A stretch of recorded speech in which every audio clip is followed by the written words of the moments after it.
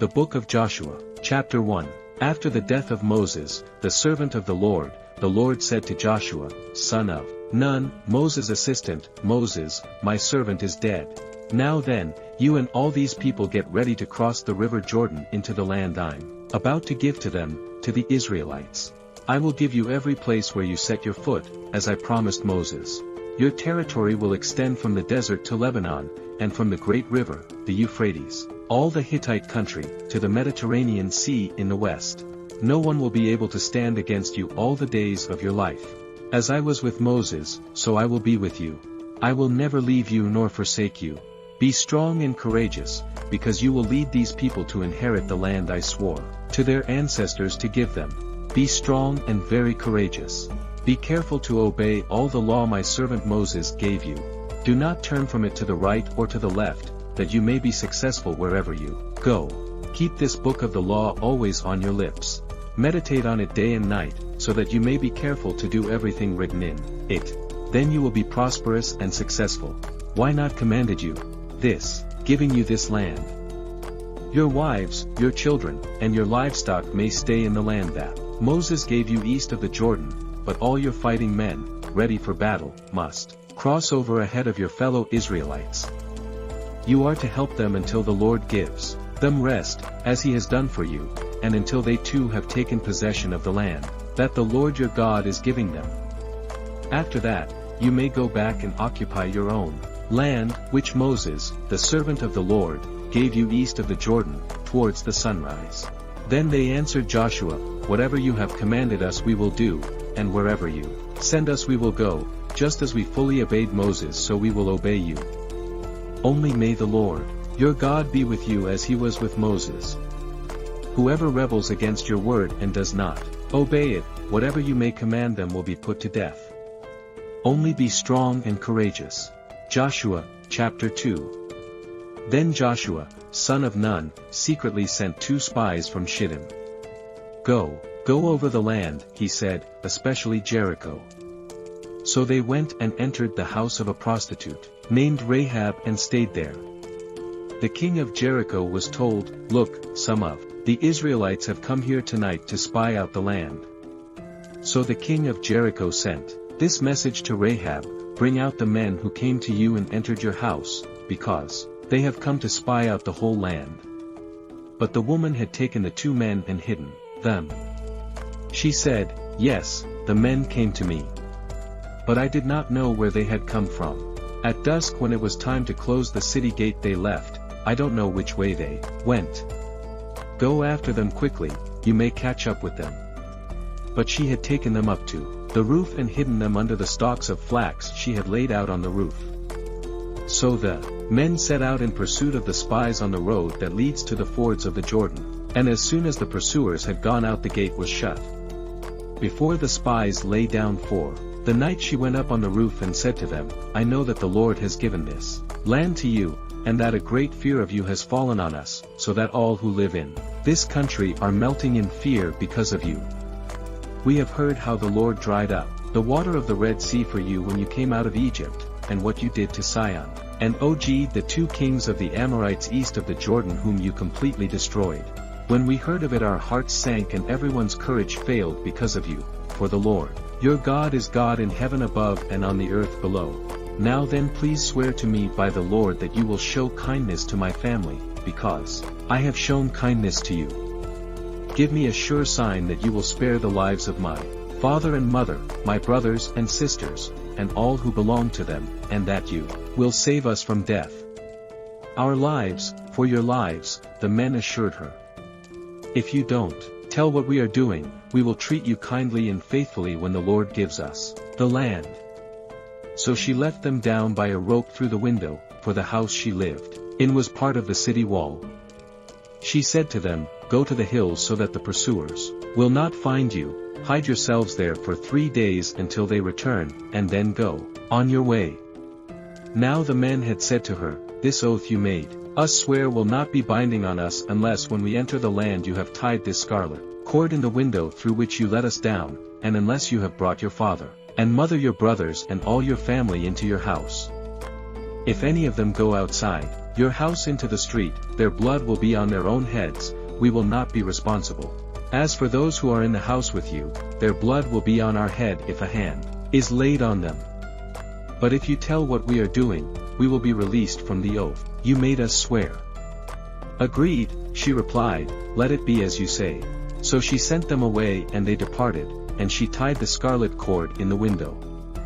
When they left, they went into the hills and stayed there 3 days until the pursuers had searched all along the road and returned without finding them. Then the 2 men started back. They went down out of the hills, forded the river, and came to Joshua, son of Nun, and told him everything that had happened to them. They said to Joshua, "The Lord has surely given the whole land into our hands, all the people are melting in fear because of us." Joshua, chapter 3.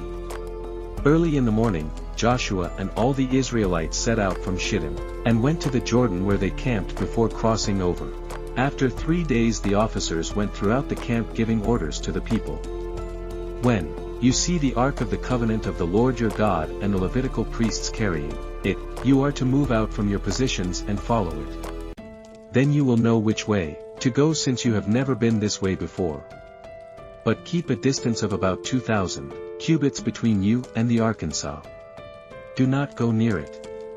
Joshua told the people, "Consecrate yourselves, for tomorrow the Lord will do amazing things among you." Joshua said to the priests, "Take up the ark of the covenant and pass on ahead of the people."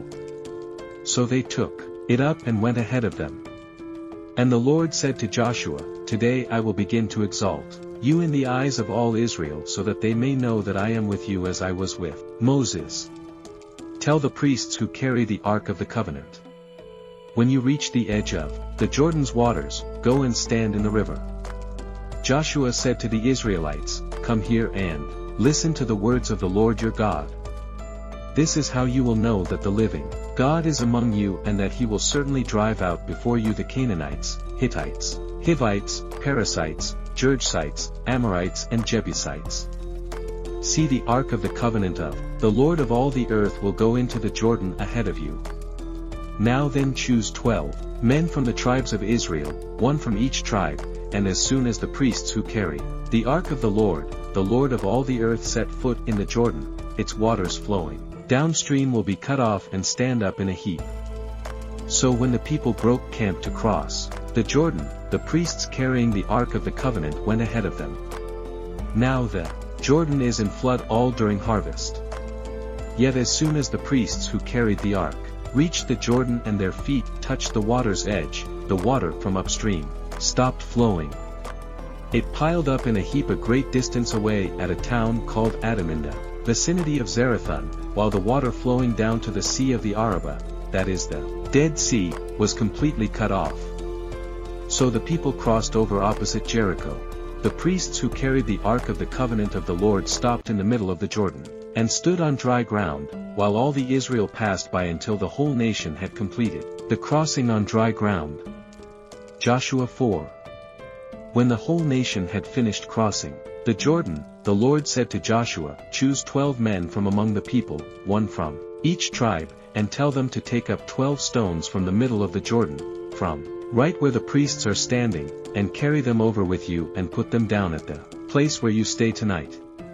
So Joshua called together the 12 men here, to point it from the Israelites, 1 from each tribe, and said to them, "Go over before the ark of the Lord your God into the middle of the Jordan. Each of you is to take up a stone on his shoulder according to the number of the tribes of the Israelites, to serve as a sign among you. In the future, when your children ask you what do these stones mean, tell them that the flow of the Jordan was cut off before the ark of the covenant of the Lord. When it crossed the Jordan, the waters of the Jordan were cut off. These stones are to be a memorial to the people of Israel forever." So the Israelites did as Joshua commanded them. They took 12 stones from the middle of the Jordan according to the number of the tribes of the Israelites as the Lord had told Joshua, and they carried them over with them to their camp where they put them down. Joshua set up the 12 stones that had been in the middle of the Jordan at the spot where the priests who carried the ark of the covenant had stood, and they are there to this day. Now the priests who carried the ark remained standing in the middle of the Jordan until everything the Lord had commanded Joshua was done by the people just as Moses had directed Joshua. The people hurried over, and as soon as all of them had crossed, the ark of the Lord and the priests came to the other side while the people watched. The men of Reuben, Gad, and the half-tribe of Manasseh crossed over ready for battle in front of the Israelites, as Moses had directed them. About 40,000 armed for battle crossed over before the Lord to the plains of Jericho for war. That day the Lord exalted Joshua in the sight of all Israel, and they stood in awe of him all the days of his life, just as they had stood in awe of Moses. Then the Lord said to Joshua, "Command the priests carrying the ark of the covenant law to come up out of the Jordan." So Joshua commanded the priests, "Come up out of the Jordan." And the priests came up out of the river carrying the ark of the covenant of the Lord. No sooner had they set their feet on the dry ground, than the waters of the Jordan returned to their place and ran in flood as before. On the 10th day of the first month, the people went up from the Jordan and came to Gilgal, on the eastern border of Jericho. And Joshua set up at Gilgal the 12 stones they had taken out of the Jordan. He said to the Israelites, "In the future when your descendants ask their parents, 'What do these stones mean?' tell them, Israel crossed the Jordan on dry ground. For the Lord your God dried up the Jordan before you until you had crossed over. The Lord your God did to the Jordan what he had done to the Red Sea when he dried it up before us until we had crossed over. He did this so that all the peoples of the earth might know that the hand of the Lord is powerful, and so that you might always fear the Lord your God."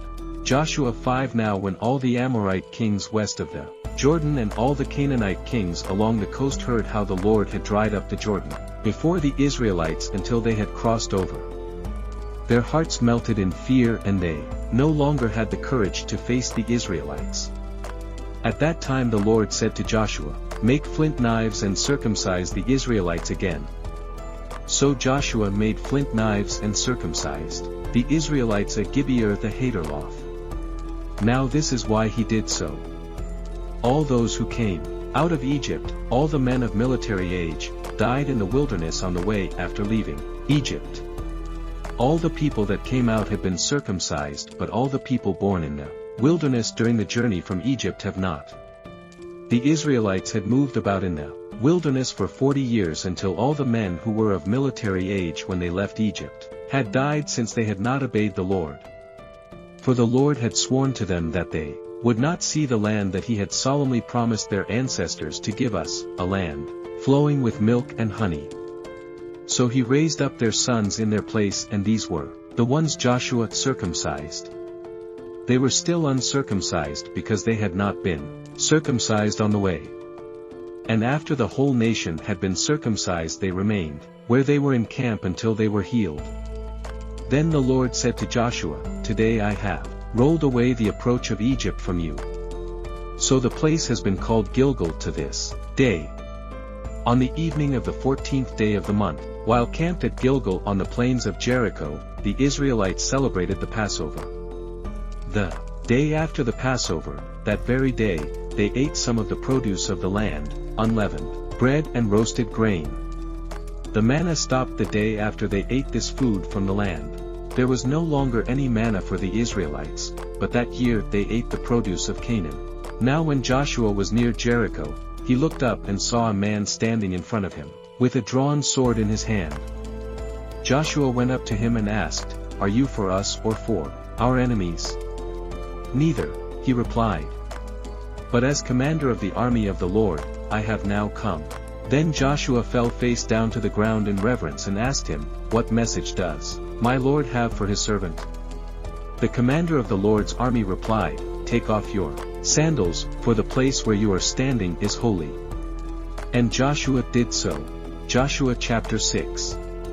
Now the gates of Jericho were securely barred because of the Israelites. No one went out and no one came in. Then the Lord said to Joshua, "See, I have delivered Jericho into your hands along with its king and its fighting men. March round the city, once with all the armed men. Do this for 6 days. make 7 priests carry trumpets of ram's horns in front of the ark. On the 7th day, march round the city 7 times with the priests blowing the trumpets. When you hear them sound a long blast on the trumpets, make the whole army give a loud shout. Then the wall of the city will collapse and the army will go up. Everyone straight in. So Joshua, son of Nun, called the priests and said to them, Take up the ark of the covenant of the Lord and make 7 priests carry trumpets in front of it. And he ordered the army. Advance. March round the city with an armed guard going ahead of the ark of the Lord. When Joshua had spoken to the people, the 7 priests carrying the 7 trumpets before the Lord went forwards, blowing their trumpets, and the ark of the Lord's covenant followed them. The armed guard marched ahead of the priests who blew the trumpets, and the rear guard followed the ark. All this time the trumpets were sounding. But Joshua had commanded the army, Do not give a war cry. Do not raise your voices. Do not say a word until the day I tell you to shout. Then shout. So he had the ark of the Lord carried round the city, circling it once. Then the army returned to camp and spent the night there. Joshua got up early the next morning and the priests took out the ark of the Lord. The 7 priests carrying the 7 trumpets went forwards, marching before the ark of the Lord and blowing the trumpets. The armed men went ahead of the men. The rear guard followed the ark of the Lord while the trumpets kept sounding. So, on the 2nd day they marched round the city once and returned to the camp. They did this for 6 days. On the 7th day they got up at daybreak and marched round the city 7 times in the same manner. Except that on that day they circled the city 7 times.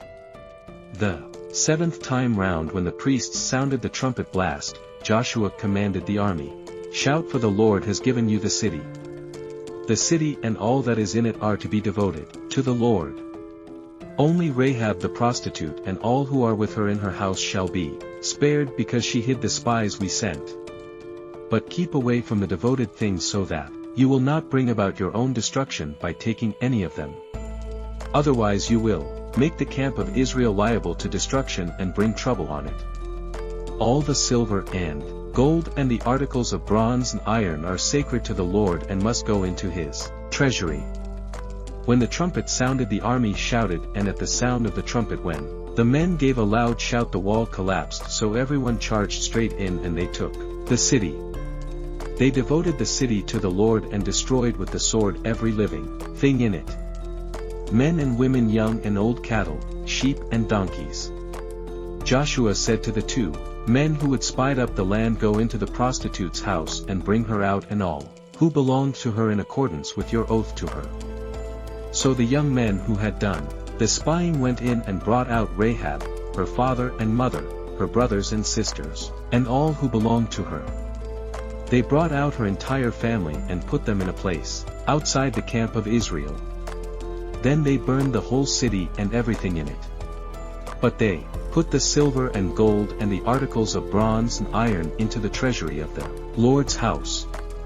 But Joshua spared Rahab the prostitute with her family and all who belonged to her, because he hid the men. Joshua had sent his spies to Jericho, and she lives among the Israelites to this day.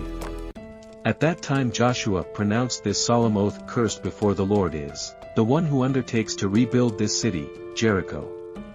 At the cost of his firstborn son, he will lay its foundations. At the cost of his youngest he will set up its gates. So the Lord was with Joshua, and his fame spread throughout the land. Joshua chapter 7. But the Israelites were unfaithful in regard to the devoted things. Achan, son of Kamai, the son of Zimri, the son of Zerah of the tribe of Judah, took some of them. So the Lord's anger burned against Israel. Now Joshua sent men from Jericho to Ai, which is near Beth Aven to the east of Bethel, and told them, Go up and spy out the region. So the men went up and spied out Ai. When they returned to Joshua they said, Not all the army will have to go up against it, send 2,000 or 3,000 men to take it, and do not weary the whole army, but only a few people live there. So about 3,000 went up, but they were routed by the men of Ai, who killed about 36 of them. They chased the Israelites from the city gate as far as the stone quarries and struck them down on the slopes. At this the hearts of the people melted in fear and became like water. Then Joshua tore his clothes and fell face down to the ground before the ark of the Lord, remaining there till evening. The elders of Israel did the same and sprinkled dust on their heads. And Joshua said, Alas, sovereign Lord, why did you ever bring this people across the Jordan to deliver us into the hands of the Amorites to destroy us? If only we had been content to stay on the other side of the Jordan. Pardon your servant, Lord. What can I say now that Israel has been routed by its enemies? The Canaanites and the other people of the country will hear about this, and they will surround us and wipe out our name from the earth. What then will you do for your own great name? The Lord said to Joshua, Stand up. What are you doing now? Stand down on your face. Israel has sinned. They have violated my covenant, which I commanded them to keep. They have taken some of the devoted things. They have stolen. They have lied. They have put them with their own possessions. That is why the Israelites cannot stand against their enemies. They turn their backs and run because they have been made liable to destruction. I will not be with you anymore unless you destroy whatever among you is devoted to destruction. Go consecrate the people. Tell them. Consecrate yourselves in preparation for tomorrow. For this is what the Lord, the God of Israel, says. There are devoted things among you, Israel. You cannot stand against your enemies until you remove them. In the morning, present yourselves, tribe by tribe, the tribe that the Lord chooses shall come forward, clan by clan. The clan that the Lord chooses shall come forward, family by family. And the family that the Lord chooses shall come forward, man by man. Whoever is caught with the devoted things, shall be destroyed by fire, along with all that belongs to him. He has violated the covenant of the Lord and has done an outrageous thing in Israel. Early the next morning Joshua made Israel come forward by tribes, and Judah was chosen. The clans of Judah came forward, and the Zerites were chosen. He made the clan of the Zerites come forward by families, and Zimri was chosen. Joshua made his family come forward, man by man, and Achan, son of Cami, the son of Zimri, the son of Zerah, of the tribe of Judah, was chosen. Then Joshua said to Achan, My son, give glory to the Lord, the God of Israel, and honor him. Tell me what you have done. Do not hide it from me. Achan replied, It is true. I have sinned against the Lord, the God of Israel. This is what I have done. When I saw in the plunder a beautiful robe from Babylonia, 200 shekels of silver and a bar of gold, weighing 50 shekels, I coveted them and took them. They are hidden in the ground inside my tent with the silver underneath. So Joshua sent messengers, and they ran to the tent, and there it was, hidden in his tent with the silver underneath. They took the things from the tent, brought them to Joshua, and all the Israelites, and spread them out before the Lord. Then Joshua, together with all Israel, took Achan, son of Zerah, the silver, the robe, the gold bar, his sons and daughters, his cattle, donkeys and sheep, his tent, and all that he had to the valley of Achor. Joshua said, Why have you brought this trouble on us? The Lord will bring trouble on you today. Then all Israel stoned him, and after they had stoned the rest, they burned them. Over Achan, they heaped up a large pile of rocks, which remains to this day. Then the Lord turned from his fierce anger. Therefore that place has been called the Valley of Achor ever since. Joshua, chapter 8. Then the Lord said to Joshua, Do not be afraid, do not be discouraged. Take the whole army with you and go up and attack Ai. For I have delivered into your hands the king of Ai, his people, his city and his land. You shall do to Ai and its king, as you did to Jericho and its king, except that you may carry off their plunder and livestock for yourselves. Set an ambush behind the city. So Joshua and the whole army moved out to attack Ai. He chose 30,000 of his best fighting men and sent them out at night with these orders. Listen carefully. You are to set an ambush behind the city. Don't go very far from it. All of you be on the alert. I and all those with me will advance on the city, and when the men come out against us, as they did before, we will flee from them. They will pursue us until we have lured them away from the city, for they will say, they are running away from us as they did before. So when we flee from them, you are to rise up from ambush and take the city. The Lord your God will give it into your hand. When you have taken the city, set it on fire. Do what the Lord has commanded. See to it, you have my orders. Then Joshua sent them off, and they went to the place of ambush and lay in wait between Bethel and Ai, to the west of Ai. But Joshua spent that night with the people. Early the next morning, Joshua mustered his army, and he and the leaders of Israel marched before them to Ai. The entire force that was with him marched up and approached the city and arrived in front of it. They set up camp north of Ai, with the valley between them and the city.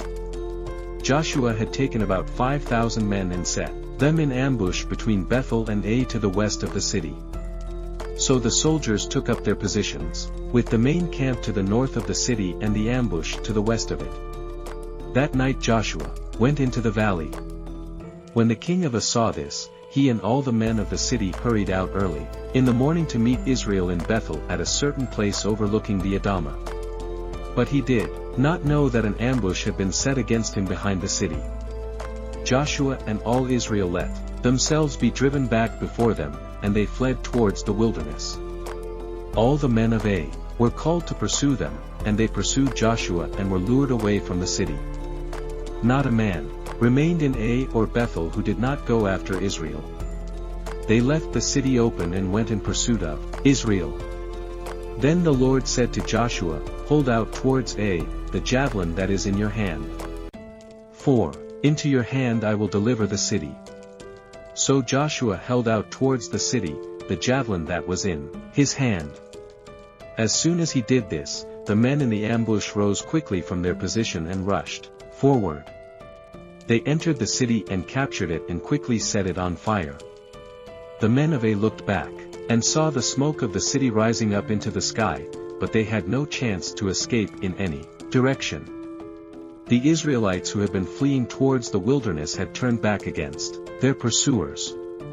For when Joshua and all Israel saw that the ambush had taken the city and that smoke was going up from the city, they turned round and attacked the men of Ai.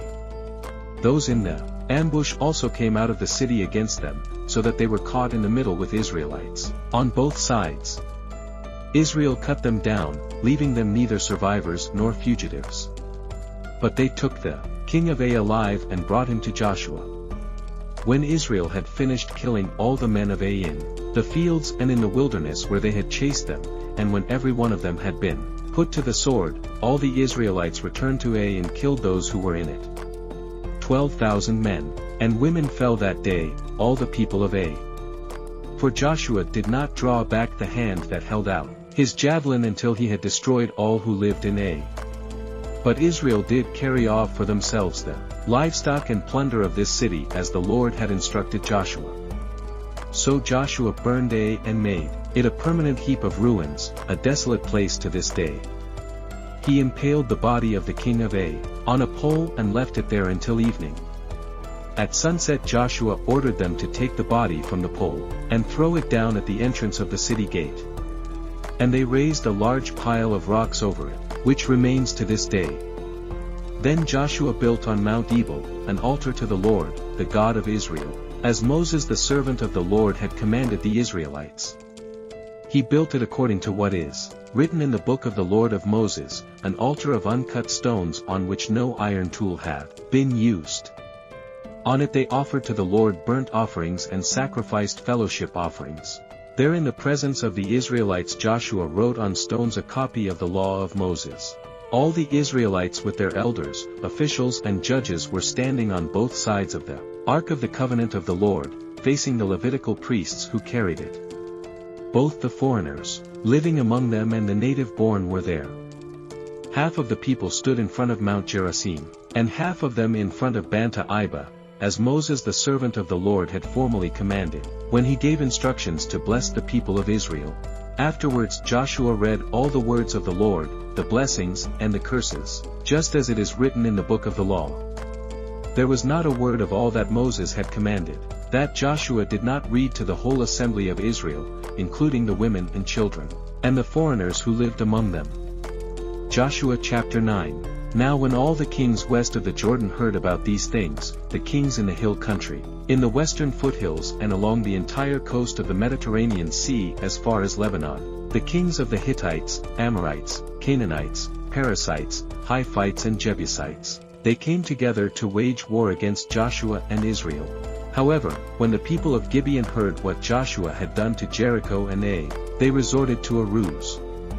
They went as a delegation whose donkeys were loaded with worn-out sacks and old wineskins, cracked and bended. They put worn and patched sandals on their feet and wore old clothes. All the bread of their food supply was dry and moldy. Then they went to Joshua in the camp at Gilgal and said to him and the Israelites, "We have come from a distant country, make a treaty with us." The Israelites said to the Hivites, "But perhaps you live near us, so how can we make a treaty with you?" "Well, we are your servants," they said to Joshua. But Joshua asked, "Who are you and where do you come from?" They answered, "Your servants have come from a very distant country because of the fame of the Lord your God, for we have heard reports of him, all that he did in Egypt and all that he did to the two kings of the Amorites, east of the Jordan, Sihon, king of Heshbon and Og, king of Bashan, who reigned in Ashtaroth.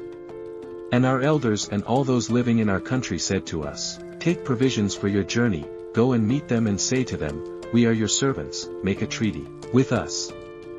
This bread of ours was warm when we packed it at home on the day we left to come to you, but now see how dry and moldy it is. And these wineskins that we filled were new. But see how cracked they are, and our clothes and sandals are worn out by the very long journey." The Israelites sampled their provisions but did not inquire of the Lord. Then Joshua made a treaty of peace with them to let them live, and the leaders of the assembly ratified it by oath. 3 days after they made the treaty with the Gibeonites, the Israelites heard that they were neighbors, living near them. So the Israelites set out and on the 3rd day came to their cities, Gibeon, Gaphirah, Beeroth and Kiriath Jearim, but the Israelites did not attack them because the leaders of the assembly had sworn an oath to them by the Lord, the God of Israel. The whole assembly grumbled against the leaders, but all the leaders answered, "We have given them our oath by the Lord, the God of Israel, and we cannot touch them now.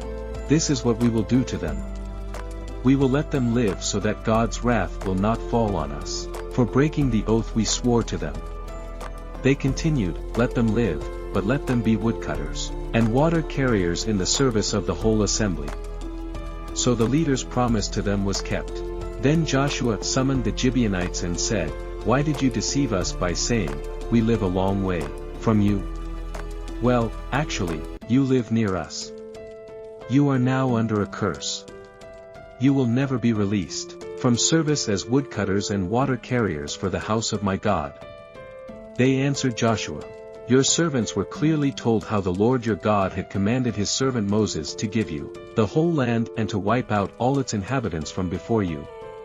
So we feared for our lives because of you, and that is why we did this. We are now in your hands, do to us whatever seems good and right to you." So Joshua saved them from the Israelites, and they did not kill them. That day, he made the Gibeonites woodcutters and water carriers for the assembly, to provide for the needs of the altar of the Lord at the place the Lord would choose, and that is what they are to this day. Joshua chapter 10. Now Adoni-Zedek, king of Jerusalem, heard that Joshua had taken Ai and totally destroyed it, doing to Ai and its king as he had done to Jericho and its king, and that the people of Gibeon had made a treaty of peace with Israel and had become their allies. He and his people were very much alarmed of this because Gibeon was an important city, like one of the royal cities. It was larger than Ai, and all its men were good fighters. So Adoni-Zedek, king of Jerusalem, appealed to Hoam, king of Hebron, Piram, king of Jarmuth, Japhiah, king of Lachish, and Gibeah, king of Eglon. "Come up and help me attack Gibeon," he said, because it has made peace with Joshua and the Israelites. Then the 5 kings of the Amorites, the kings of Jerusalem, Hebron, Jarmuth, Lachish, and Eglon joined forces. They moved up with all their troops and took up positions against Gibeon and attacked it. The Gibeonites then sent word to Joshua in the camp at Gilgal, "Do not abandon your servants. Come up to us quickly and save us. Help us because all the Amorite kings from the hill country have joined forces against us." So Joshua marched up from Gilgal, with his entire army, including all the best fighting men. The Lord said to Joshua, "Do not be afraid of them. I have given them into your hand. Not one of them will be able to withstand you." After an all-night march from Gilgal, Joshua took them by surprise. The Lord threw them into confusion before Israel, so Joshua and the Israelites defeated them completely at Gibeon.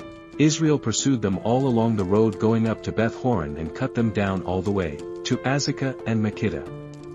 As they fled before Israel on the road down from Beth-horon to Azekah, the Lord hurled large hailstones down on them and more of them died from the hail, then were killed by the swords of the Israelites. On the day the Lord gave the Amorites over to Israel, Joshua said to the Lord in the presence of Israel, "Sun, stand still over Gibeon, and you, moon, over the valley of Azulon." So the sun stood still and the moon stopped till the nation avenged itself on its enemies, as it is written in the book of Joshua. The sun stopped in the middle of the sky and delayed going down about a full day. There has never been a day like it before, or since, a day when the Lord listened to a human being. Surely the Lord was fighting for Israel. Then Joshua returned with all Israel to the camp at Gilgal. Now the 5 kings had fled and hidden in the cave at Makkedah. When Joshua was told that the 5 kings had been found hiding in the cave at Makkedah, he said, "Roll large rocks up to the mouth of the cave and post some men there to guard it. But don't stop, pursue your enemies, attack them from the rear and don't let them reach their cities, for the Lord your God has given them into your hand." So Joshua and the Israelites defeated them completely, but a few survivors managed to reach their fortified cities. The whole army then returned safely to Joshua in the camp at Makkedah, and no one uttered a word against the Israelites. Joshua said, "Open the mouth of the cave and bring those 5 kings out to me." So they brought the 5 kings out of the cave, the kings of Jerusalem, Hebron, Jarmuth, Lachish and Eglon. When they have brought these kings to Joshua, he summoned all the men of Israel and said to the army commanders who had come with him, "Come here and put your feet on the necks of these kings."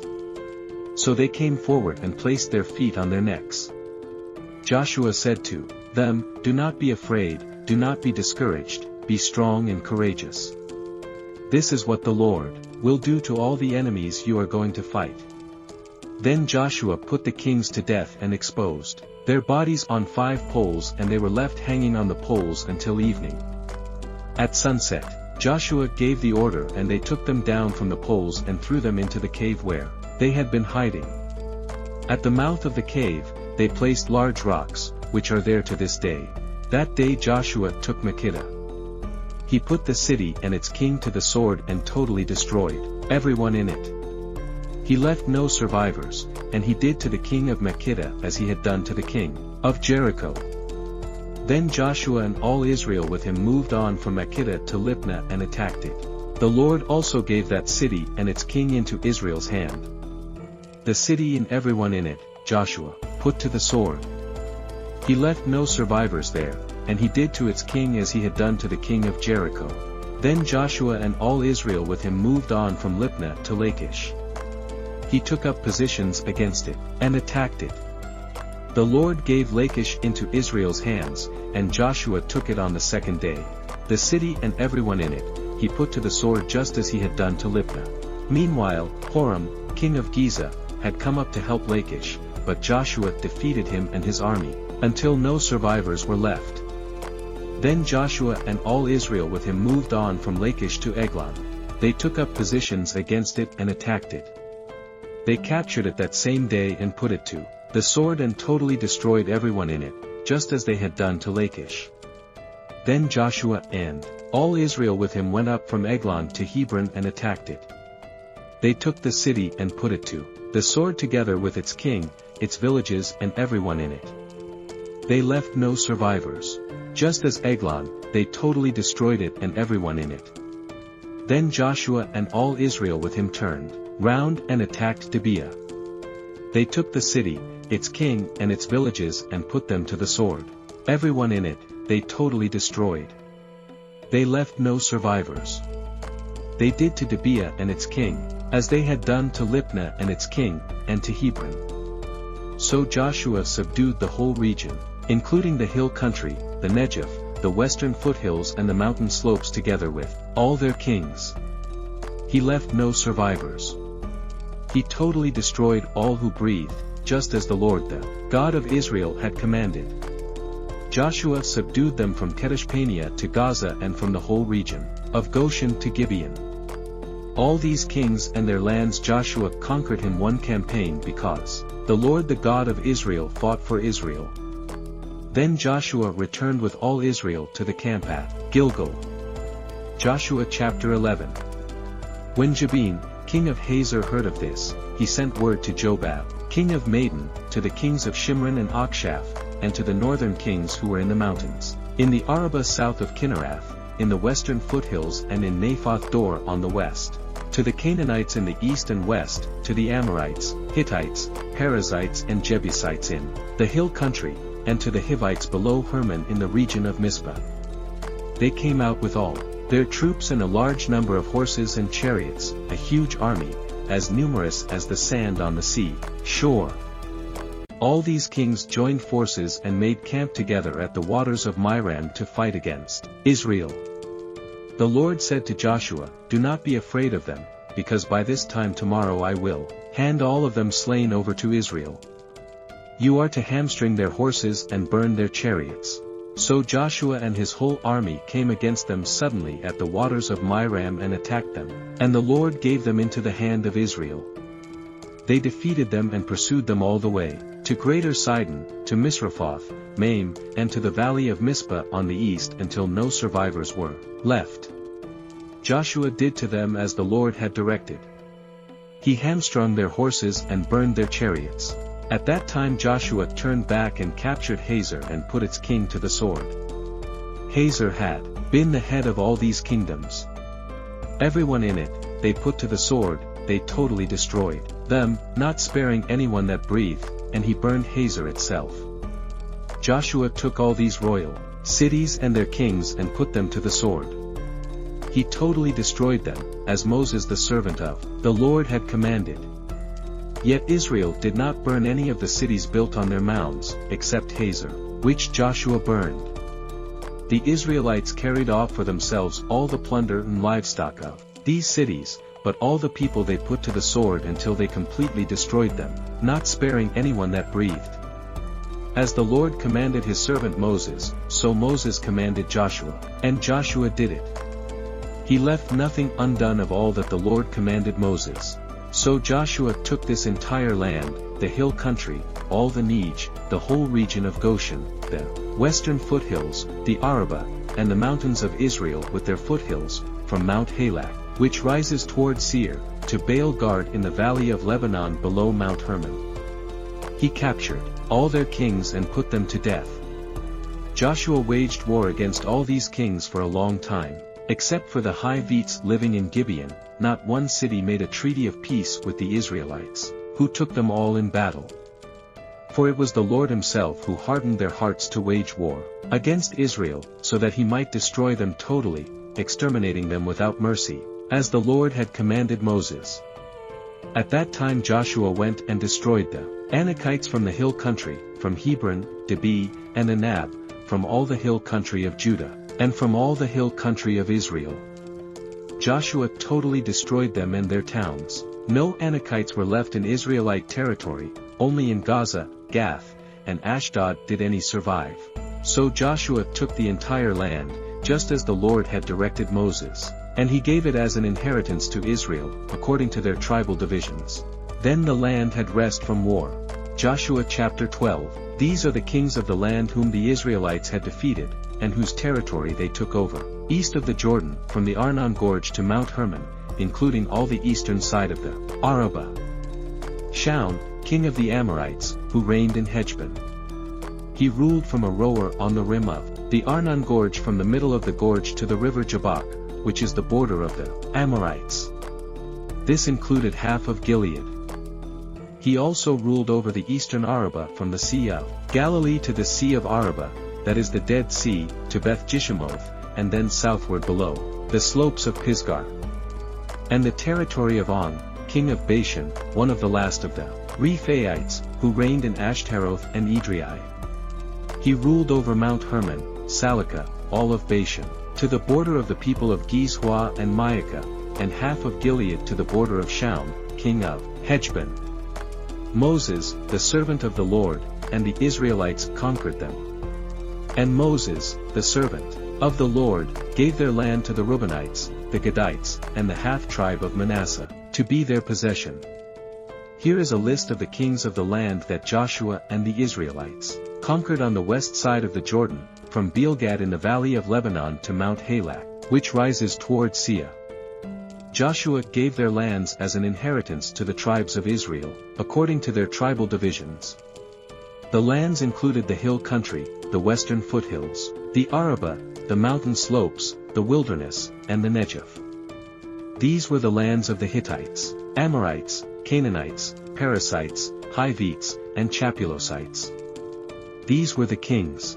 The king of Jericho. 1. The king of Ai, near Bethel. 1. The king of Jerusalem. 1. The king of Hebrew. 1. The king of Jarmuth. 1. The king of Lachish. 1. The king of Eglon. 1. The king of Giza. 1. 1. The king of Hormah. 1. The king of Arath. 1. The king of Libnah. 1. The king of Adullam. 1. The king of Makkedah. 1. The king of Bethel.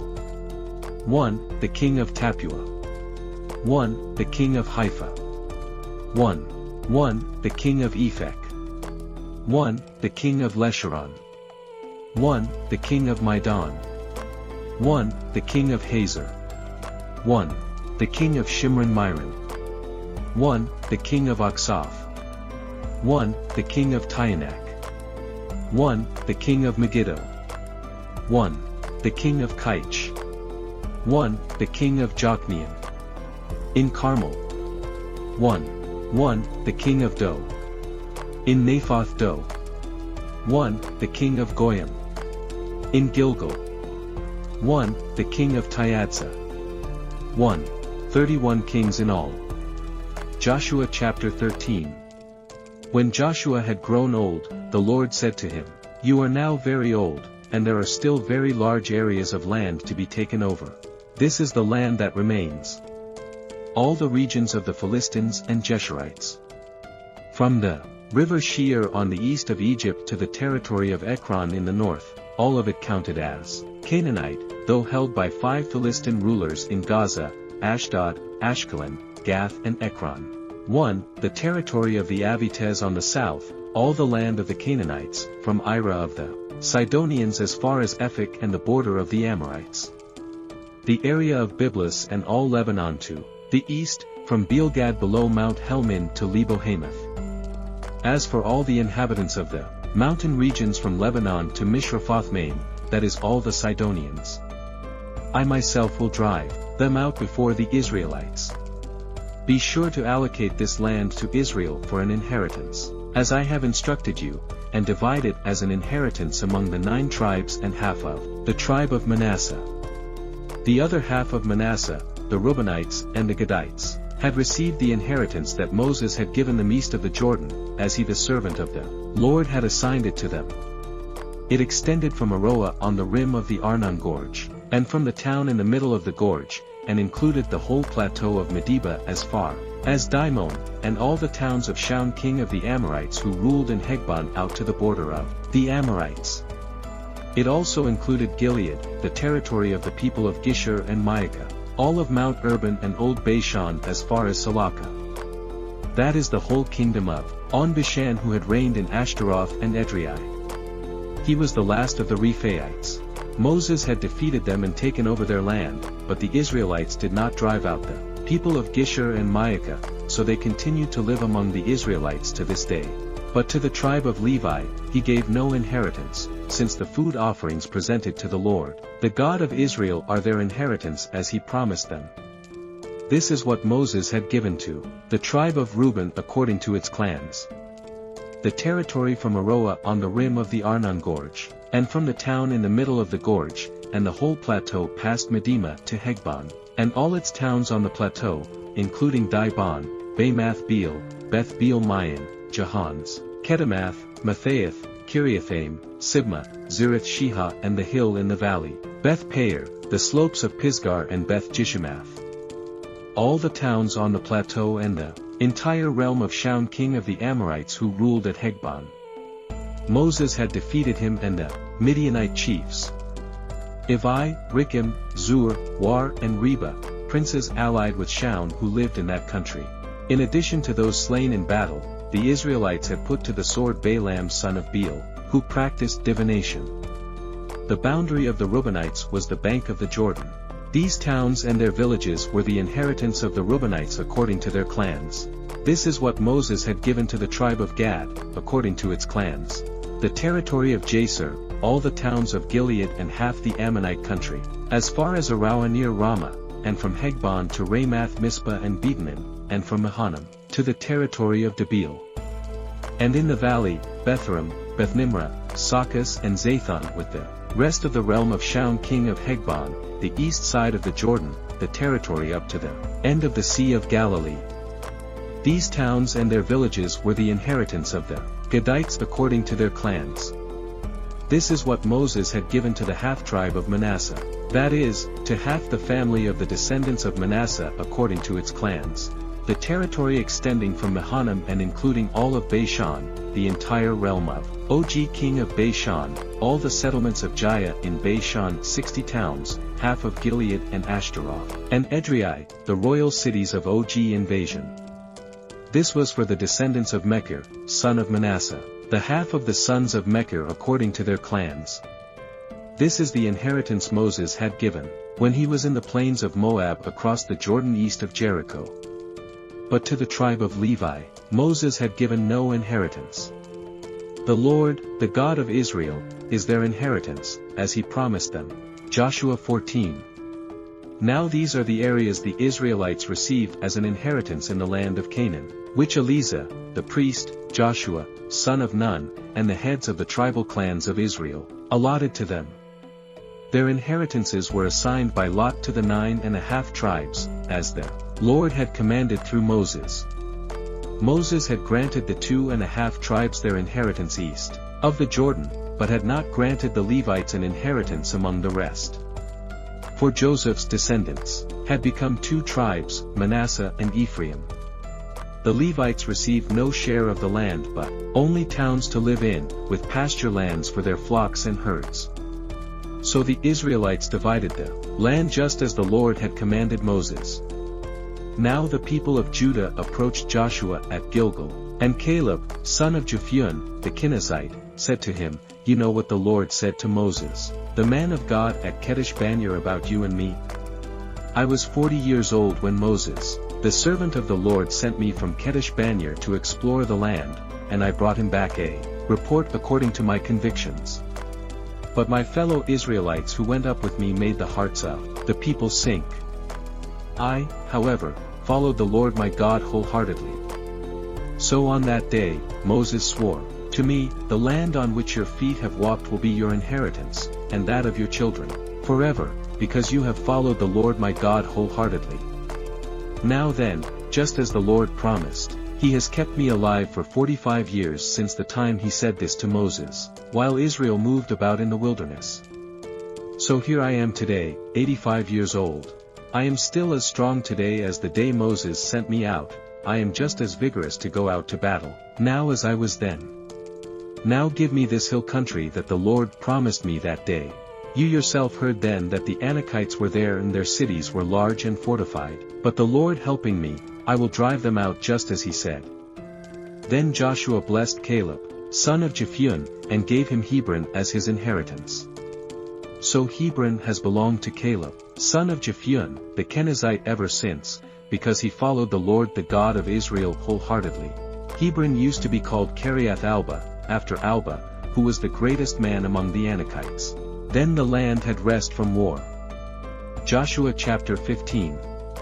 The land allotted to the tribe of Judah, according to its clans, extended down to the territory of Edom, to the desert of Zim in the extreme south. Their southern boundaries started from the bay at the southern end of the Dead Sea, across south of Scorpion Pass, continued on to Exaion and went over to the south of Kadeshpanea. Then it ran past Hezron, up to Adar and curved round to Kaka. It then passed along to Asmon and joined the Wadi of Egypt, ending at the Mediterranean Sea. This is their southern boundary. The eastern boundary is the Dead Sea, as far as the mouth of the Jordan. The northern boundary started from the Bay of the Sea at the mouth of the Jordan, went up to Beth Hogla and continued north of Beth Araba to the stone of Bohan, son of Reuben. The boundary then went up to Bur from the valley of Acre and turned north to Gilgal, which faces the pulse of Adumim south of the gorge. It continued along to the waters of En-Shemesh and came out at En-Rogel. Then it ran up the valley of Ben Hinnom, along the southern slope of the Jebusite city, that is Jerusalem. From there it climbed to the top of the hill west of the Hinnom Valley at the northern end of the valley of Rephaim. From the hilltop, the boundary headed towards the spring of the waters of Nephtoah, came out of the towns of Mount Ephron and went down towards Baalah, that is Kiriath Jearim. Then it curved westward from Baalah to Mount Seah, ran along the northern slope of Mount Jearim, that is Kesalon, continued down to Beth Shemesh and crossed to Timnah. It went to the northern slope of Ekron, turned towards Shirkaron, passed along to Mount Baalah and reached Jabneel. The boundary ended at the sea. The western boundary is the coastline of the Mediterranean Sea. These are the boundaries around the people of Judah by their clans. In accordance with the Lord's command to him, Joshua gave to Caleb son of Jephun a portion in Judah. Kiriath Arba, that is, Hebron. Arba was the forefather of Anak. From Hebron, Caleb drove out the three Anakites, Shirshai, Ahiman and Talmai, the sons of Anak.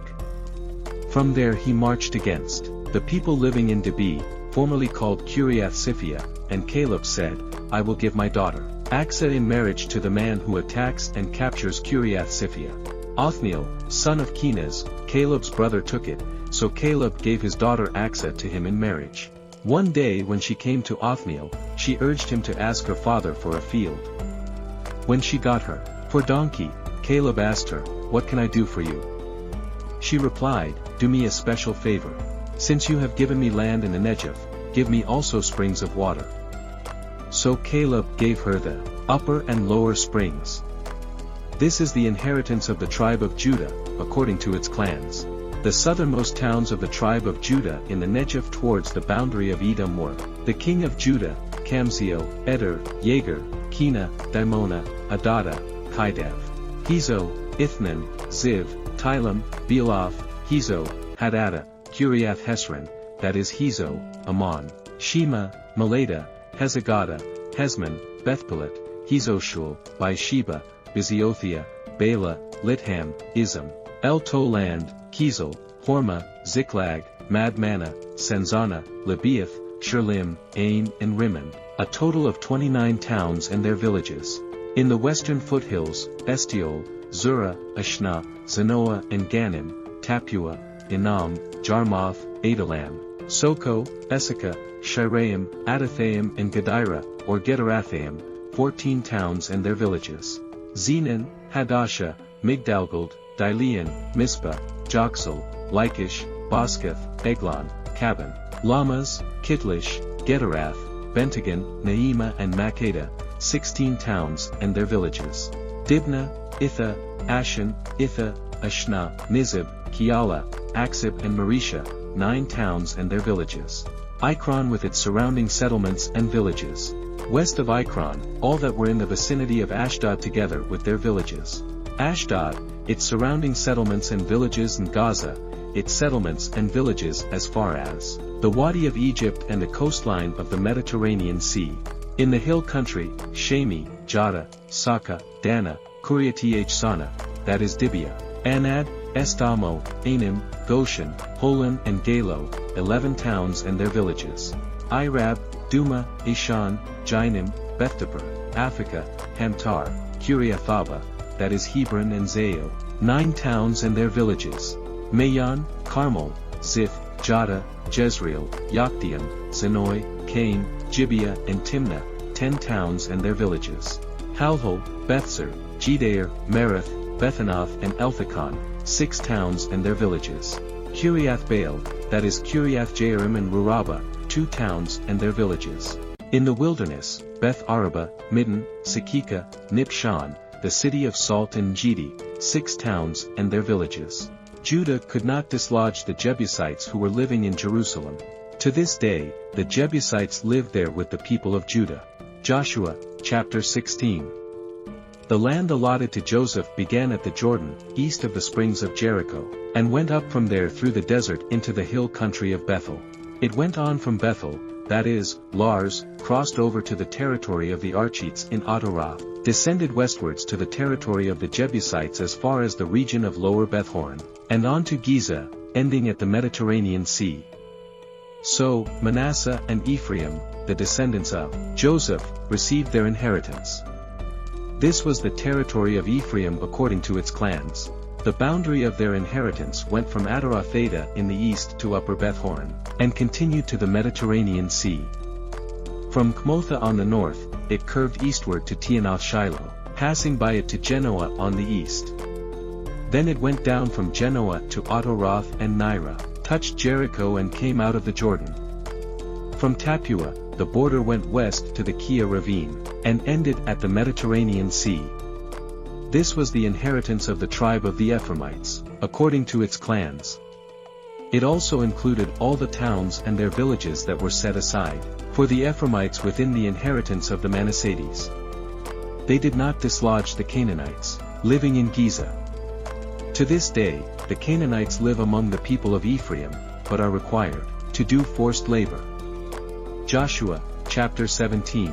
This was the land allotted to the tribe of Manasseh as Joseph's firstborn, that is, for Meshia, Manasseh's firstborn. Meshia was the ancestor of the Gileadites, who had received Gilead and Bashan because the Macharites were great soldiers. So this land was allotted to the rest of the people of Manasseh. The clans of Abiezer, Helek, Azrael, Shechem, Hepha, and Shemaiah. These are the other male descendants of Manasseh, son of Joseph, by their clans. Now Zelophehad, son of Hepha, the son of Gilead, the son of Meshia, the son of Manasseh, had no sons but only daughters, whose names were Marla, Noah, Hoglah, Milcah, and Tirzah. They went to Eleazar, the priest, Joshua, son of Nun, and the leaders, and said, "The Lord commanded Moses to give us an inheritance amongst our relatives." So Joshua gave them an inheritance along with the brothers of their father, according to the Lord's command. Manasseh's share consisted of 10 tracts of land, besides Gilead and Bashan, east of the Jordan, because the daughters of the tribe of Manasseh received an inheritance among the sons. The land of Gilead belonged to the rest of the descendants of Manasseh. The territory of Manasseh extended from Asha to Mignathah, east of Shechem.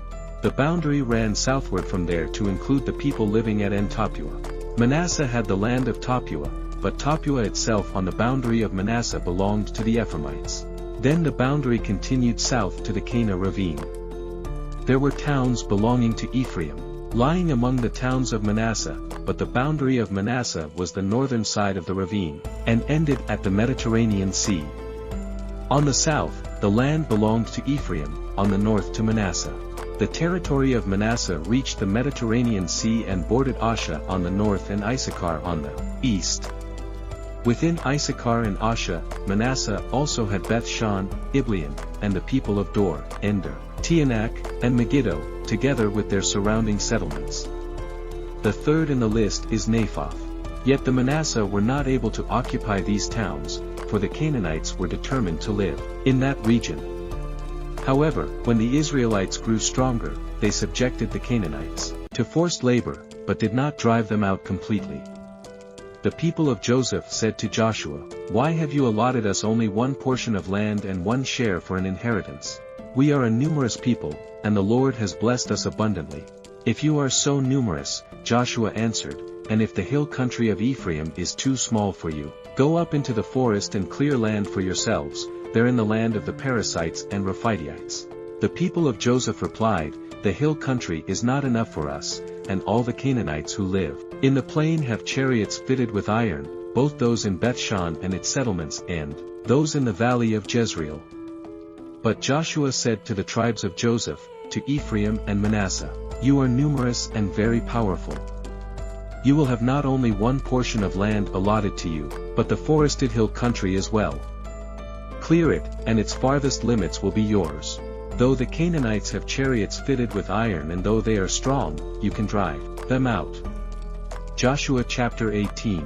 The whole assembly of the Israelites gathered at Shiloh and set up the tent of meeting there.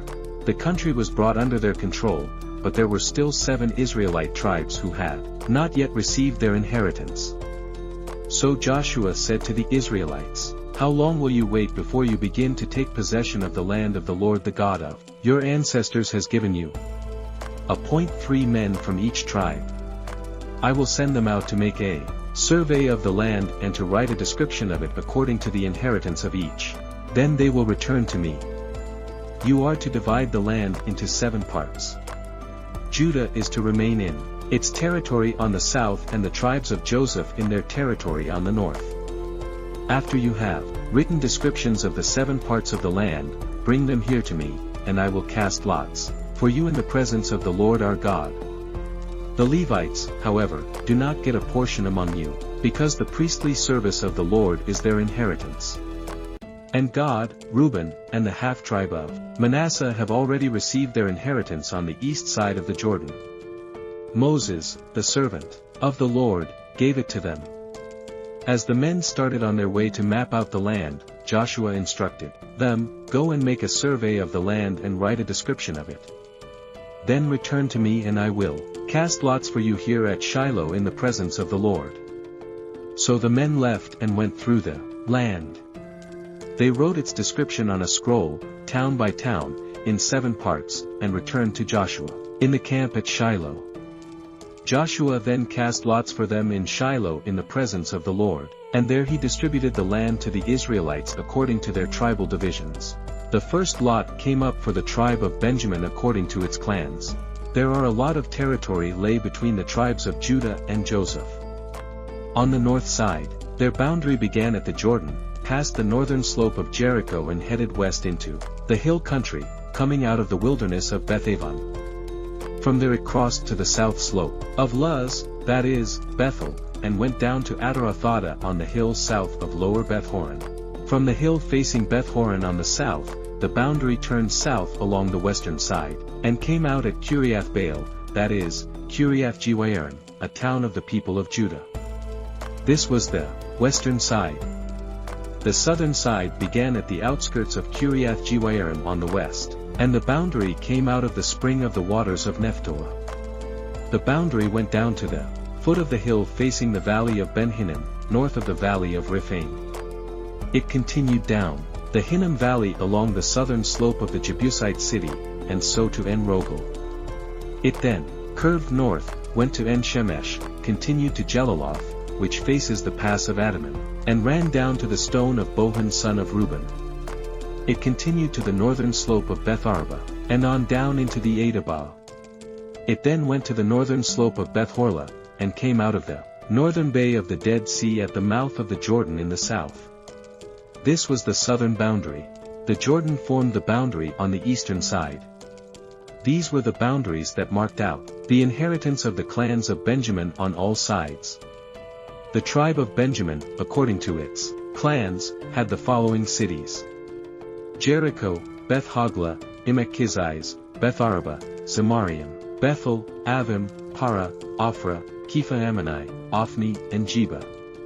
12 towns and their villages: Gibeon, Ramah, Beeroth, Mizpah, Kephara, Mata, Ricam, Upiel, Tarala, Zelah, Hileph, the Jebusite city that is Jerusalem, Gibeah and Kiriath, 14 towns and their villages. This was the inheritance of Benjamin for its clans. Joshua chapter 19. The second lot came out for the tribe of Simeon according to its clans. Their inheritance lay within the territory of Judah. It included Beersheba or Sheba, Meleda, Hazashuel, Bala, Itzam, Elpalad, Bethel, Hormah, Ziklag, Beth-Maccaboth, Hazasusa, Bethela Beth and Sharuhan, 13 towns and their villages. Ain, Rimmon, Ether and Ashan, 4 towns and their villages and all the villages around these towns as far as Baalath Bayar, Ramah in the negative. This was the inheritance of the tribe of the Simonites according to its clans. The inheritance of the Simonites was taken from the share of Judah because Judah's portion was more than they needed, so the Simonites received their inheritance within the territory of Judah. The third lot came up for Zebulun according to its clans. The boundary of their inheritance went as far as Saad. Going west it ran to Marilah, touched Jabshith and extended to the ravine near Jokneam. It turned east from Saad, towards the sunrise to the territory of Kisloth Tabor and went on to Dabrath and up to Japhiah. Then it continued eastward to Gathepha and Kazan. It came out at Rimmon and turned towards Neah. There the boundary went round on the north to Hanathon and ended at the valley of Ithrael. Included were Kathav, Nahalal, Shimron, Idalah and Bethlehem. There were 12 towns and their villages. These towns and their villages were the inheritance of Zebulun according to its clans. The fourth lot came out for Issachar according to its clans. Their territory included Jezreel, Kazeloth, Shunem, Hapharim, Cheyenne, Anarab, Rabbath, Keshan, Ebeth, Remeth, Ganim, Nhada and Beth Pazzaz. The boundary touched Tabor, Shazumah and Beth Shemesh and ended at the Jordan. There were 16 towns and their villages. These towns and their villages were the inheritance of the tribe of Issachar according to its clans. The fifth lot came out for the tribe of Asher according to its clans. Their territory included Helkath, Halai, Beaton, Akshaph, Alhamelech, Amad and Mishal. On the west the boundary touched Carmel and Shahar Libnath. It then turned east towards Beth Dagon, touched Zebulun and the valley of Ithiel and went north to Bethemech and Nahal, passing Kabul on the left. It went to Abdon, Rehob, Hammon and Kana as far as Greater Sidon. The boundary then turned back towards Ramah and went to the fortified city of Tyre, turned towards Husa and came out of the Mediterranean Sea in the region of Aksib, Amma, Aphek and Rehob. There were 22 towns and their villages. These towns and their villages were the inheritance of the tribe of Asher according to its clans. The sixth lot came out for Naphtali according to its clans. Their boundary went from Heleth and the large tree Zionanim, passing Adami Nikhab and Jabneel to Lacham and ending at the Jordan. The boundary ran west through Asnatha's table and came out at Hakak. It touched Zebulun on the south, Asher on the west and the Jordan on the east.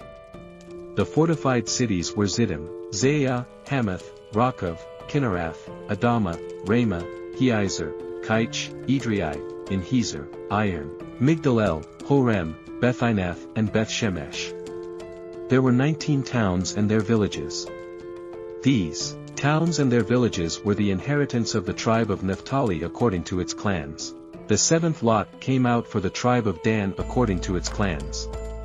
The territory of their inheritance included Zorah, Eshtaol, Uar-Shemesh, Shehalaban, Ajalon, Isla, Ilan, Timnah, Ikron, Eltaik, Gibbethon, Baalath, Jehud, Benibarak, Gathrimmon, Majakan and Raycon with the area facing Joppa.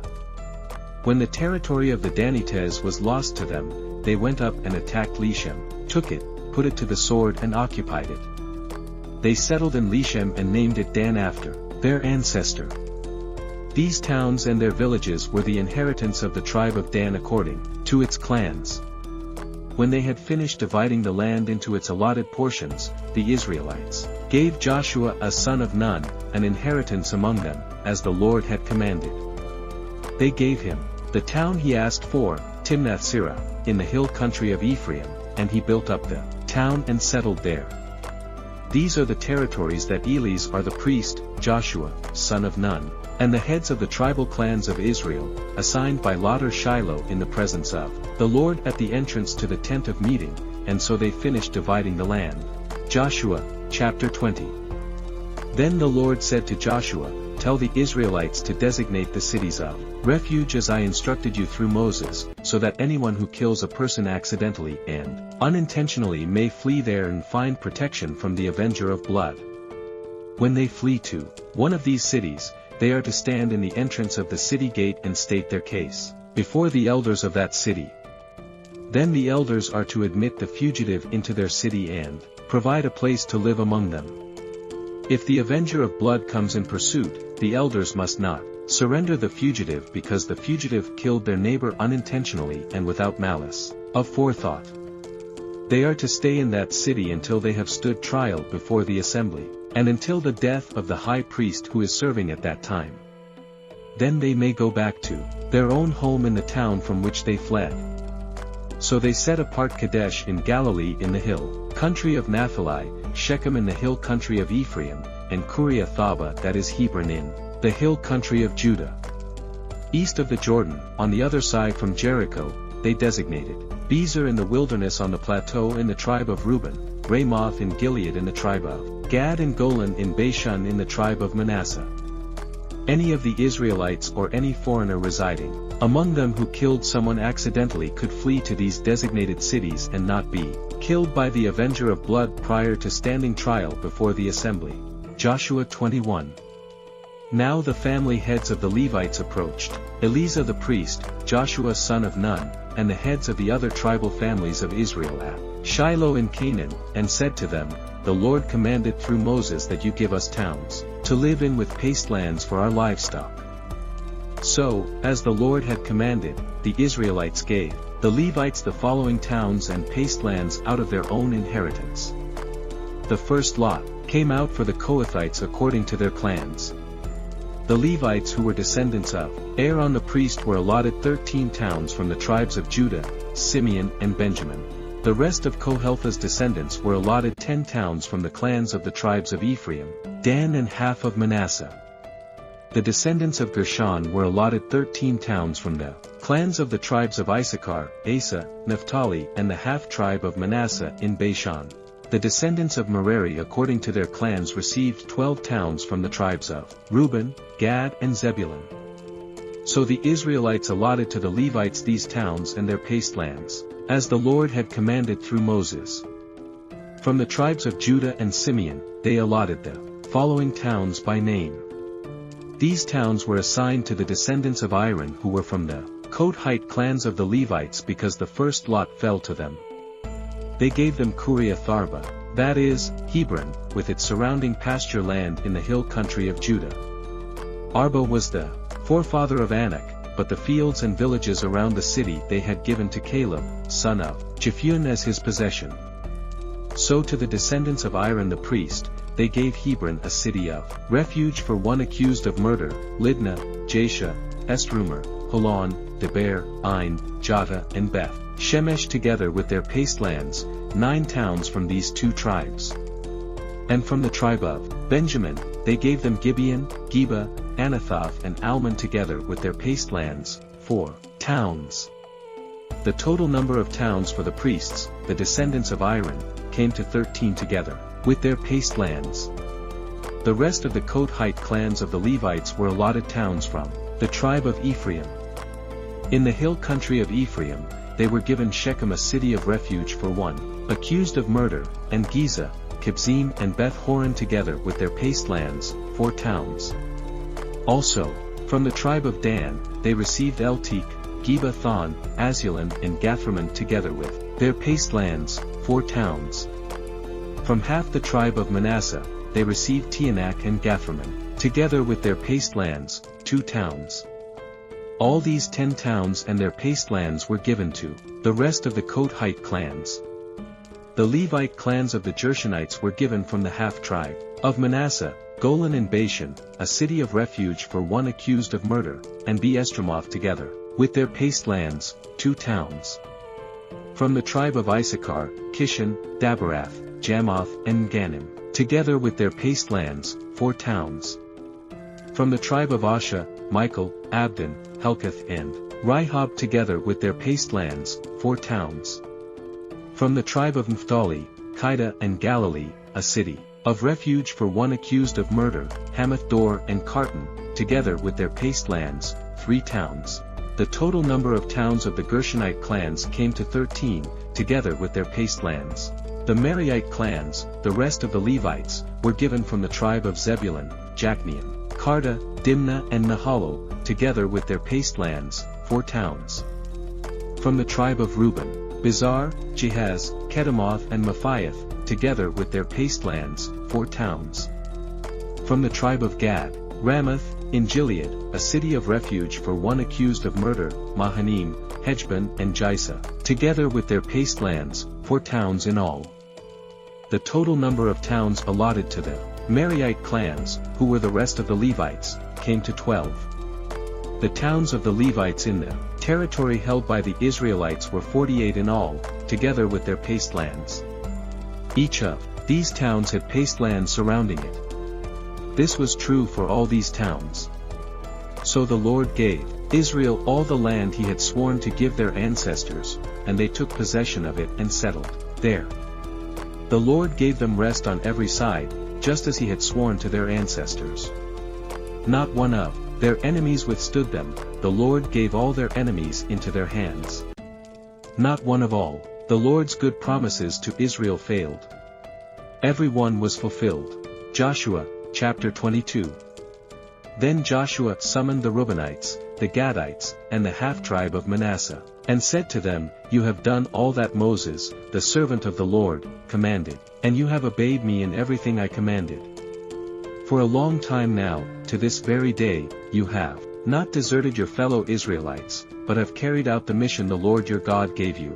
Now that the Lord your God has given them rest, as he promised, return to your homes in the land that Moses, the servant of the Lord, gave you on the other side of the Jordan. But be very careful to keep the commandment and the law that Moses, the servant of the Lord, gave you. To love the Lord your God, to walk in obedience to him, to keep his commands, to hold fast to him, and to serve him with all your heart, and with all your soul. Then Joshua blessed them and sent them away, and they went to their homes. To the half-tribe of Manasseh, Moses had given land in Bashan, and to the other half of the tribe Joshua gave land on the west side of the Jordan along with their fellow Israelites. When Joshua sent them home, he blessed them, saying, Return to your homes with your great wealth, with large herds of livestock, with silver, gold, bronze, and iron, and a great quantity of clothing, and divide the plunder from your enemies with your fellow Israelites. So the Reubenites, the Gadites, and the half-tribe of Manasseh left the Israelites at Shiloh in Canaan, to return to Gilead, their own land, which they had acquired in accordance with the command of the Lord through Moses. When they came to Goliath near the Jordan in the land of Canaan, the Reubenites, the Gadites, and the half-tribe of Manasseh built an imposing altar there by the Jordan. And when the Israelites heard that they had built the altar on the border of Canaan at Goliath, near the Jordan on the Israelite side, the whole assembly of Israel gathered at Shiloh to go to war against them. So the Israelites sent Phinehas son of Eleazar the priest to the land of Gilead, to Reuben, Gad, and the half-tribe of Manasseh. With him they sent 10 of the chief men, one from each of the tribes of Israel, each the head of a family division among the Israelite clans.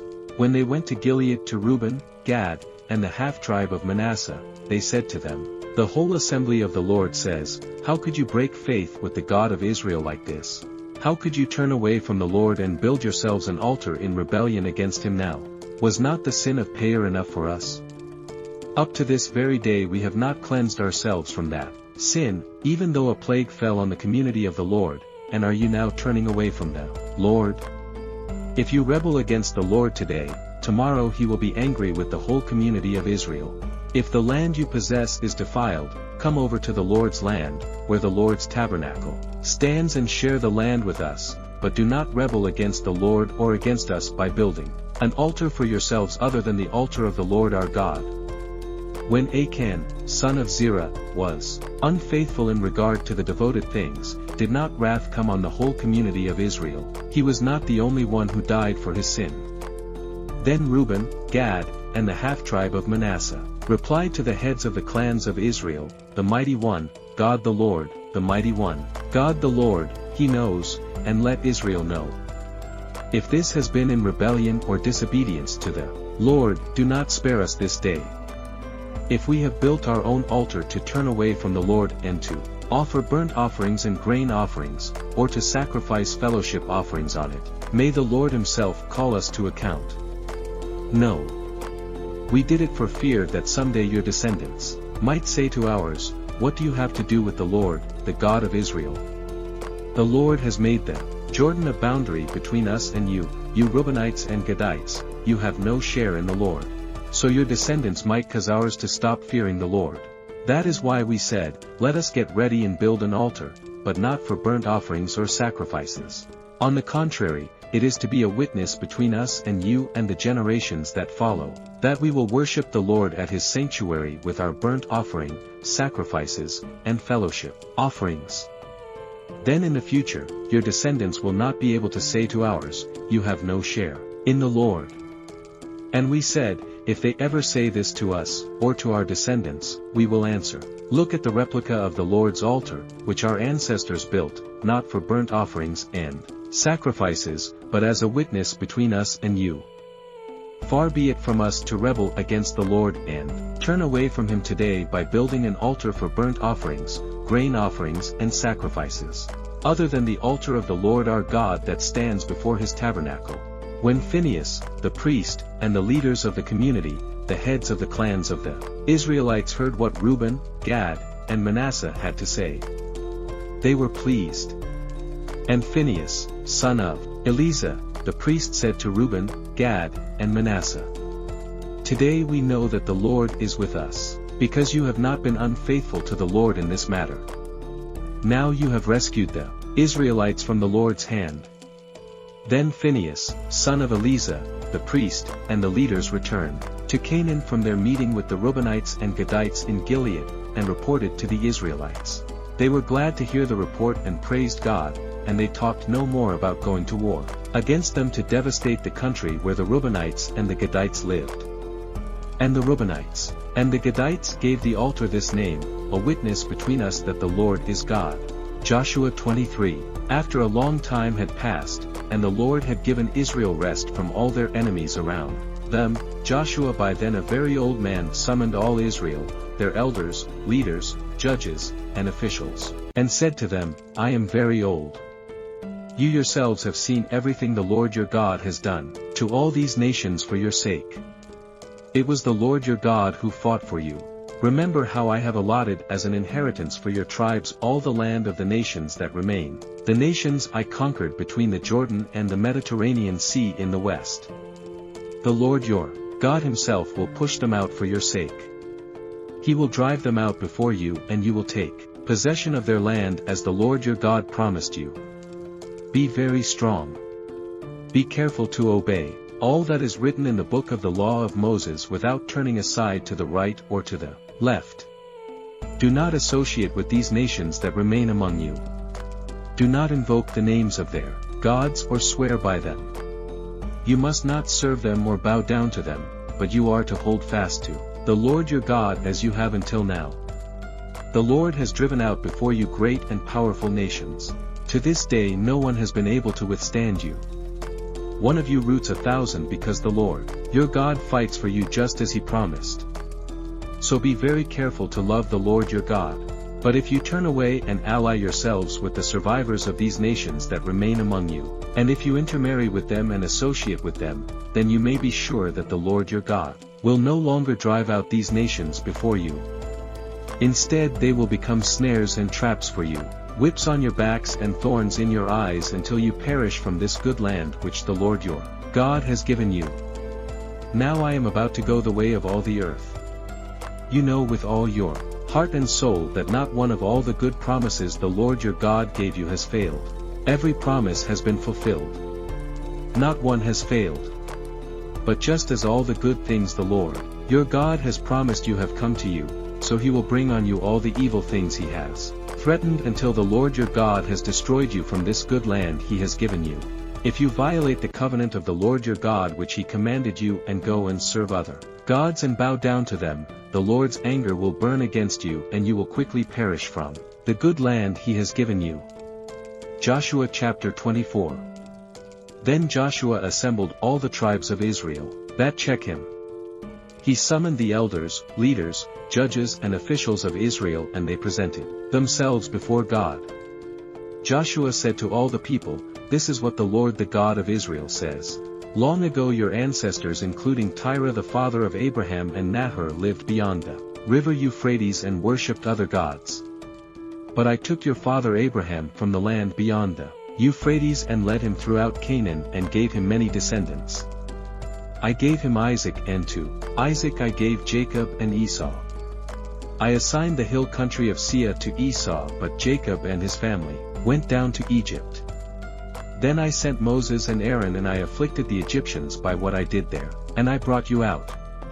When I brought your people out of Egypt you came to the sea and the Egyptians pursued them with chariots and horsemen as far as the Red Sea but they cried to the Lord for help, and he put darkness between you and the Egyptians he brought the sea over them and covered them. You saw with your own eyes what I did to the Egyptians then you lived in the wilderness for a long time. I brought you to the land of the Amorites who lived east of the Jordan. They fought against you but I gave them into your hands. I destroyed them from before you and you took possession of their land. When Balak son of Zippor the king of Moab prepared to fight against Israel he sent for Balak son of Beor to put a curse on you but I would not listen to Balak so he blessed you again and I delivered you out of his hand. Then you crossed the Jordan and came to Jericho. The citizens of Jericho fought against you as did also the Amorites, Perizzites, Canaanites, Hittites, Girgashites, Hivites and Jebusites but I gave them into your hands. I sent the horn, it ahead of you which drove them out before you also the 2 Amorite kings. You did not do it with your own sword and bow so I gave you a land on which you did not toil and cities you did not build, and you live in them and eat from vineyards and olive groves that you did not plant. Now fear the Lord and serve him with all faithfulness. Throw away the gods your ancestors worshipped beyond the river Euphrates and in Egypt, and serve the Lord. But if serving the Lord seems undesirable to you then choose for yourselves this day whom you will serve whether the gods your ancestors served beyond the Euphrates, or the gods of the Amorites in whose land you are living. But as for me and my household, we will serve the Lord." Then the people answered, "Far be it from us to forsake the Lord to serve other gods. It was the Lord our God himself who brought us and our parents up out of Egypt from that land of slavery and performed those great signs before our eyes. He protected us on our entire journey and among all the nations through which we traveled and the Lord drove out before us all the nations including the Amorites who lived in the land. We too will serve the Lord, because he is our God." Joshua said to the people, "You are not able to serve the Lord. He is a holy God. He is a jealous God. He will not forgive your rebellion and your sins. If you forsake the Lord and serve foreign gods, he will turn and bring disaster on you and make an end of you after he has been good to you." But the people said to Joshua, "No, we will serve the Lord." Then Joshua said, "You are witnesses against yourselves that you have chosen to serve the Lord." "Yes, we are witnesses," they replied. Now then said Joshua, "Throw away the foreign gods that are among you and yield your hearts to the Lord, the God of Israel." And the people said to Joshua, "We will serve the Lord our God and obey him." On that day Joshua made a covenant for the people, and there at Shechem he reaffirmed for them decrees and laws. And Joshua recorded these things in the book of the Lord of God. Then he took a large stone and set it up there under the oak, near the holy place of the Lord. "See," he said to all the people, "this stone will be a witness against us. It has heard all the words the Lord has said to us. It will be a witness against you, if you are untrue to your God." Then Joshua dismissed the people, each to their own inheritance. After these things, Joshua, son of Nun, the servant of the Lord, died at the age of 110. And they buried him in the land of his inheritance, at Timnath-Serah in the hill country of Ephraim, north of Mount Gaac. Israel served the Lord throughout the lifetime of Joshua and of the elders, who outlived him and who had experienced everything the Lord had done for Israel. And Joseph's bones, which the Israelites had brought up from Egypt, were buried at Shechem in the tract of land that Jacob bought for 100 pieces of silver from the sons of Hamor, the father of Shechem. This became the inheritance of Joseph's descendants. And Eleazar, son of Aaron, died and was buried at Gibeah, which had been allotted to his son Phinehas in the hill country of Ephraim.